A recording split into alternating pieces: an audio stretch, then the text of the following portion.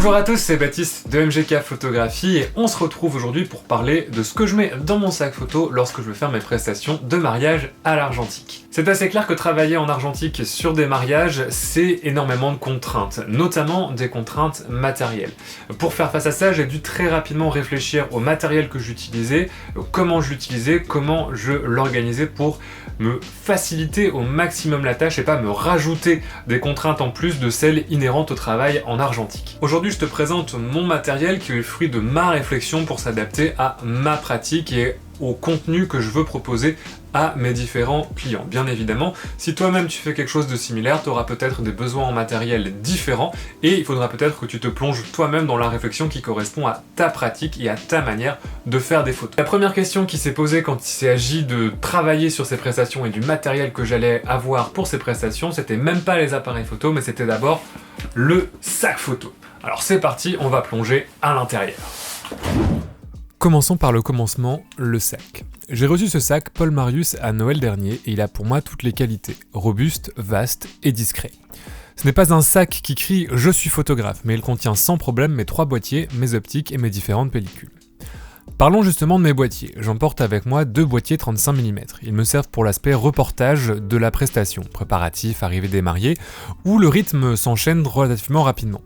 Pour ce job, j'ai choisi l'EOS 3 et l'EOS 5. Ils offrent tout le confort moderne aux photographes. Vitesse jusqu'à 1/8 millième, autofocus diablement efficace, exposition précise et des dizaines d'autres fonctions bien pratiques. Pendant la journée, ils sont chargés en permanence, l'un en couleur, l'autre en noir et blanc, alternativement. À force d'entraînement, les recharger ne me prend que quelques secondes. Les moteurs sont rapides, précis et les boîtiers règlent tous les deux tout seuls les ISO automatiquement. C'est crucial car ce sont les appareils que j'utilise dans les moments les plus critiques. Question optique, j'équipe l'EOS 3 d'un 24-70 f4L. L'idée est de ne pas avoir à jongler entre plusieurs optiques afin de ne pas ajouter une contrainte supplémentaire à la gestion des pellicules. Une optique comme celle-ci offre une qualité d'image sans pareil en argentique. La stabilisation aide en basse lumière et le mode macro intégré est bien pratique pour les photos de décoration. L'EOS 5 hérite donc d'un 50 mm 1.8, cela peut sembler modeste mais largement suffisant pour la prise de vue sur pellicule. La grande ouverture complète avantageusement le zoom en crête de très faible lumière et reste bien pratique. Pour des vues plus posées et les moments plus calmes, j'utilise un appareil moyen format qui offre une qualité d'image supérieure et une profondeur de champ plus agréable. Il me sert pour les portraits, la séance de couple. Je monte dessus une focale 80 mm standard, je n'ai de toute façon pas de place pour en emporter beaucoup plus. Je l'autorise juste un secondo pour limiter le nombre de rechargements de l'appareil. Changer la pellicule est beaucoup plus long sur ce genre de boîtier que sur un 35 mm. J'ai choisi pour le job un Mamiya 645 Pro qui offre un format assez compact, 16 vues par pellicule et un système de dos interchangeable ainsi qu'une mesure d'exposition parfaite. Pour les pellicules, j'emporte de la couleur et du noir et blanc sur différents formats selon les préférences des clients.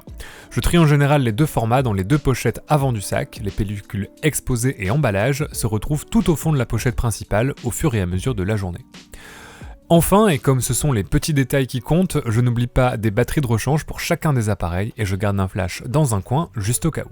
J'espère que ce petit tour dans mon sac photo t'aura plu, n'hésite pas à me dire ce que t'en as pensé dans les commentaires, à mettre un petit pouce bleu si ça t'a plu, voire à t'abonner à la chaîne pour voir plus de contenu comme ça. Il y a pas mal de vidéos sur la thématique des mariages à l'argentique qui arrivent, alors ça peut être le bon moment pour cliquer sur le bouton. Je te souhaite de faire de bonnes photos et à très bientôt.